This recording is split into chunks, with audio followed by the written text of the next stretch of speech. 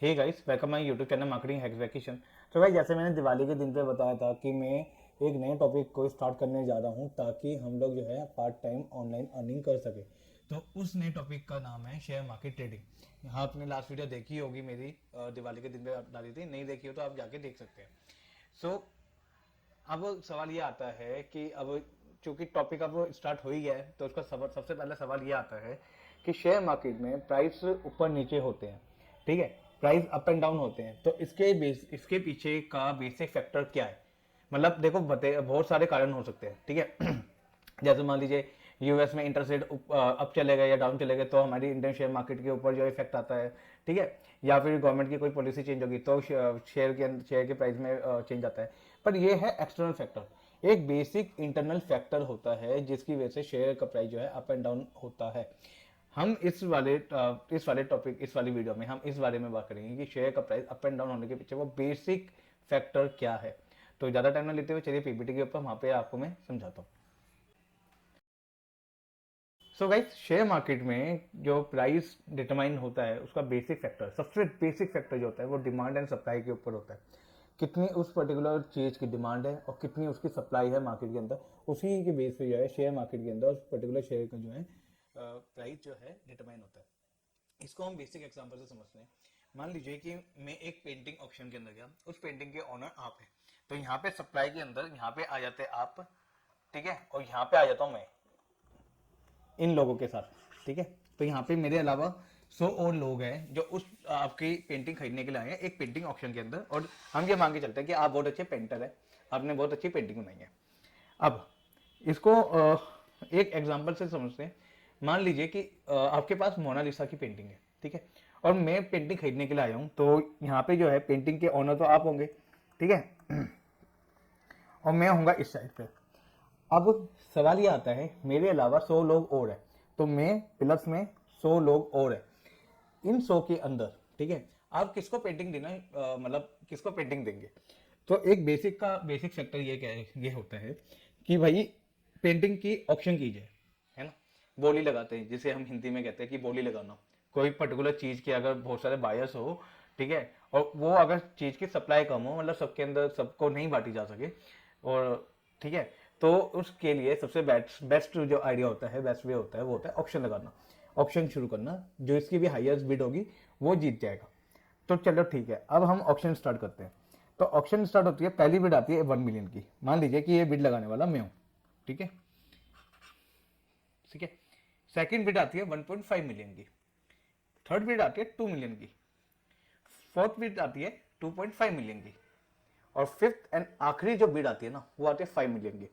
अब आप एक बात बताइए, आप हैं इस साइड पे, ठीक है, मैं हूं इस साइड पे। यहाँ पे जो है ये बिड जो है ये मेरी बिड है। यहाँ पे ये किसी दूसरे की बिड है, ठीक है, ये किसी दूसरे की बिड है। मतलब आप उस पेंटिंग के सेलर है। मुझे खुद बताइए, आप खुद मतलब वीडियो को पॉज करके कमेंट बॉक्स में अपना जो है आंसर लिख सकते हैं कि इतनी सारी बिड में आपके पास जो है टोटल मिला के 5 बिड आई है, ठीक है। पहली बिड आई है मान लीजिए एक, दूसरी 1.5, तीसरी 2.5, और पांचवी जो बिड आई है वो 5 मिलियन की बिड आई है। आप सेलर हैं, जाहिर सी बात है, आप मुझे खुद बताइए आप किसको बेचना पसंद करेंगे। सीधी सी बात है, आप बेचेंगे इस 5 मिलियन वाले को, ठीक है, क्योंकि आपको पता है कि आपके पास केवल एक पेंटिंग है, ठीक है, एक पेंटिंग है, और आपके पास जो है सबसे हाईएस्ट बिड आई है ये 5 मिलियन की। तो आप 5 मिलियन के बदले इस वाली पेंटिंग को बेच देंगे, ठीक है। सो इस मतलब कि ये है कि उस करंट सिचुएशन के अंदर, उस करंट टाइम के अंदर उस पेंटिंग की जो है हाईएस्ट जो प्राइस जो लगाई गई है, हमने ऑप्शन किया, ऑप्शन से फाइनल एक कोई बंदा जीत गया। तो मतलब मैं ये कह सकता हूँ कि उस वाले इन सभी के अंदर, ठीक है, इस पेंटिंग के लिए सबसे हाईएस्ट जो प्राइस जो पड़ा वो 5 मिलियन का पड़ा। अब इसका मतलब ये होता है, यहाँ पे क्या था, सिचुएशन क्या था इस केस में, यहाँ पे खरीदने वाले ज्यादा थे, यहाँ पे डिमांड करने वाले, ठीक है, यहाँ पे ज्यादा लोग थे, लेकिन यहाँ पे सप्लाई गिनी चुनी थी। मतलब एक फोटो थी, एक पिक्चर थी, एक पेंटिंग थी। तो इसका मतलब है प्राइस का बढ़ना जायज है, प्राइस बढ़ता है, ऐसे केस में प्राइस बढ़ेगा, ठीक है। इसका मैं एक दूसरा एग्जांपल बता सकता हूँ, ठीक है, कि आपको याद होगा अभी पिछले कुछ टाइम पहले, मे भी शायद 1 महीने 2 महीने पहले, इंडियन मार्केट के अंदर, स्पेशली मैं दिल्ली में रहता हूँ, तो दिल्ली के अंदर ना टमाटर की शॉर्टेज हो गई थी, ठीक है। टमाटर की शॉर्टेज होने का मतलब है कि यहाँ पे टमाटर जो पहले इतने सारे आते थे, आज के टाइम पे वो टमाटर गिने चुने आ रहे हैं, ठीक है, एक मिनट, गिने चुने आ रहे हैं, ठीक है। और यहाँ पे खरीदने वाले बहुत सारे थे, ठीक है। कहाँ पे कभी टमाटर जो है 50 रुपीज के जी के हिसाब से बिकता था, वो प्राइस बढ़ते बढ़ते 200 रुपीज के जी हो गया दिल्ली मार्केट के अंदर, ठीक है। तो टमाटर का प्राइस बढ़ा क्योंकि टमाटर की फसल खराब हो गई थी, सप्लाई पूरी हो नहीं रही थी, लोगों को खरीदना था, तो उस बहाने जो है प्राइस बढ़ता गया बढ़ता गया बढ़ता गया, एंड फाइनल जो है प्राइस 200 रुपये के जी तक पहुंच गया था इंडियन मार्केट के हिसाब से, ठीक है, इंडियन रुपीज के। अब मतलब हम इसका मतलब सिंपल कह सकते हैं, जब बायर ज्यादा होगा, जब जब बायर ज्यादा होगा और सेलर कम होगा, मतलब सेलर बेचने वाले कम होंगे, खरीदने वाले ज्यादा होंगे, तो सीधी बात है उस पर्टिकुलर चीज का प्राइस बढ़ता है। अभी मैंने टमाटर के केस में आपको बताया था, ठीक है। अब हम इसका रिवर्स लेते हैं। इस रिवर्स के अंदर क्या है कि यहाँ पे एक सिंगल बायर है, ठीक है, मान लीजिए मैं हूँ ये, ठीक है, वैसे तो मैं इतना हैंडसम नहीं हूँ, फिर भी मान लेता हूँ मैं ही हूँ ये, और यहाँ पे बेचने वाले आप है, ठीक है, पर आपके पास बहुत सारी पेंडिंग है। और इस सिचुएशन के अंदर मैं ये मान के चलता हूं कि मैं अकेला ही बायर हूं, ठीक है, और आपके पास जो है टोटल 6 पेंटिंग है, ठीक है, 6 पेंटिंग है आपके पास, और आपको ये सारी की सारी बेचनी है, ठीक है। मुझे ही पता है कि भाई खरीदने वाला और कोई है नहीं, ठीक है, आप अच्छे पेंटर है और मेरे को ये पेंटिंग खरीदनी है, तो मैंने एक बिड दे दिया आपको, ठीक है, ये मेरी बिड है, ठीक है, 1 मिलियन की।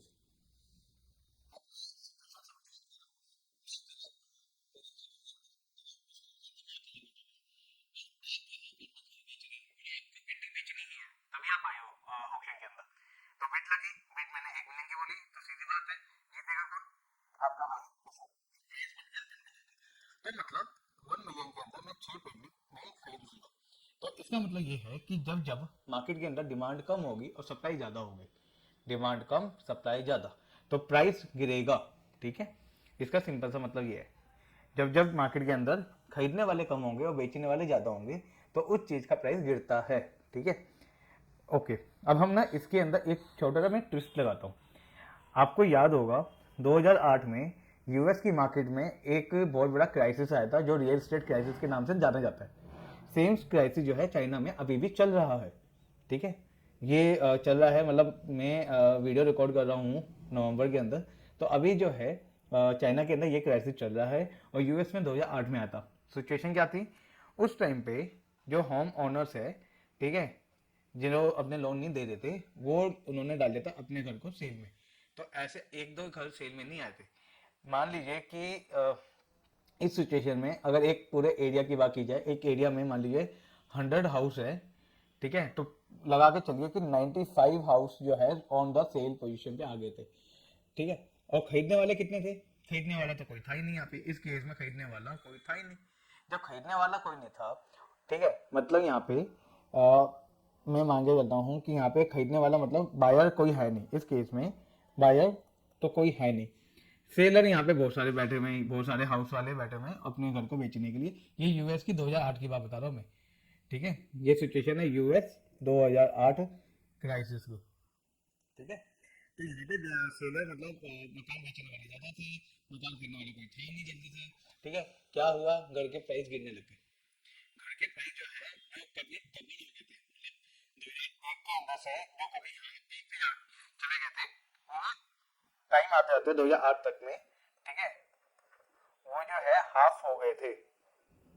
मतलब अगर आज एक घर जो है मान लीजिए 2 मिलियन का है, वो जाकर के 1 मिलियन हो गया 2008 में आते आते, ठीक है। तो ये सिचुएशन जो है हर मार्केट में होती है, रियल एस्टेट में भी होती है, ये आप नॉर्मल मार्केट, अगर आप कोई फल सब्जी मार्केट में जाते हैं वहां पे भी आपको देखने को मिलेगी, ठीक है। छोटी से छोटी मार्केट से लेके बड़ी से बड़ी मार्केट के अंदर सब जगह होती है, क्योंकि आप एक सिनेरियो लेके चलिए कि अगर आप एक मार्केट में, तो एक मार्केट बनती कैसे है, जब वहां पे जो है बायर की प्रेजेंस हो, ठीक है, बायर होना चाहिए और सेलर होना चाहिए, सॉरी, सेलर होना चाहिए और यहाँ पे बायर होना चाहिए, तब जाकर एक मार्केट जो है मार्केट बनती है। मान लीजिए कि एक जगह है जहाँ पे खरीदने वाला कोई नहीं है, बेचने वाले हैं, तो हम उसको मार्केट नहीं कहेंगे।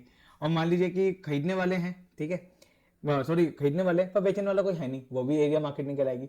तो एक मार्केट के अंदर जो है दोनों पार्टी, बायर एंड सेलर, दोनों पार्टी जो है वो होती है। अब डिपेंड इस बात पे करते हैं कि बायर ज्यादा है, इस केस में बायर ज्यादा है या फिर सेलर ज्यादा है, ठीक है, तभी जाकर के प्राइस जो है डिटरमाइन की जाती है, प्राइस इस वे में डिटरमाइन होती है। तो सेम जो है शेयर मार्केट में भी होता है। अब शेयर मार्केट में क्या होता है, देखो अगर मैं यहाँ पे शेयर की जगह लिख दूं, ये शेयर को मैं काट देता हूँ, यहाँ पे लिख देता हूँ रियल स्टेट मार्केट। तो रियल स्टेट मार्केट में क्या होता है, एक खरीदने वाला होता है, ठीक है, एक प्रॉपर्टी खरीदने वाला होता है, मतलब कि बायर, एक प्रॉपर्टी बेचने वाला होता है। अगर मैं यहाँ पे रियल स्टेट को लेके चल रहा हूँ तो एक प्रॉपर्टी खरीदने वाला होगा, एक प्रॉपर्टी बेचने वाला होगा। अब मैं क्या करता हूँ, यहाँ पे मैं रियल स्टेट को हटा के मैं शेयर मार्केट कर देता हूँ। तो मार्केट का मीनिंग तो वही है, मतलब खरीदने वाला होना चाहिए, बेचने वाला होना चाहिए, ठीक है। तो शेयर मार्केट जो है वो जगह है जहाँ पे पैसे के बदले शेयर का जो है ट्रांसफर होता है। नॉर्मल जैसे हम सब्जी मार्केट में जाकर के टमाटर खरीदते हैं, पैसा देते हैं, टमाटर लेते हैं, ऐसे ही हम जो है पैसा देते हैं, शेयर खरीदते हैं। तो सिंपल सा है, बायर एंड सेलर, ठीक है। बायर एंड सेलर जो है, अगर किसी मार्केट में बायर एंड सेलर है तो वो मार्केट होती है। अब वो मार्केट किसी भी चीज़ की हो सकती है, चाहे वो शेयर की मार्केट हो, चाहे वो फ्रूट मंडी हो, चाहे वो वेजिटेबल मंडी हो, या फिर कोई भी मतलब एरिया रियल एस्टेट मार्केट हो, कुछ भी बायर एंड सेलर का होना जरूरी है। सो भाई आज की वीडियो में इतना ही। उम्मीद है आपको आज की वीडियो समझ आई होगी। उम्मीद है आपको ये समझ आया होगा कि मार्केट में जो है शेयर का प्राइस कैसे डिटरमाइन होता है। आगे वाली वीडियो में हम प्राइस एक्शन के बारे में और अच्छी तरह से बात करेंगे और अच्छी तरह से सीखेंगे। तो प्लीज़ चैनल को सब्सक्राइब कर लीजिएगा, और कोई भी सजेशन हो, कोई भी आपको टॉपिक के बारे में पूछना हो तो आप नीचे कमेंट बॉक्स में मुझसे कमेंट कर सकते हैं। This is Kishan signing off.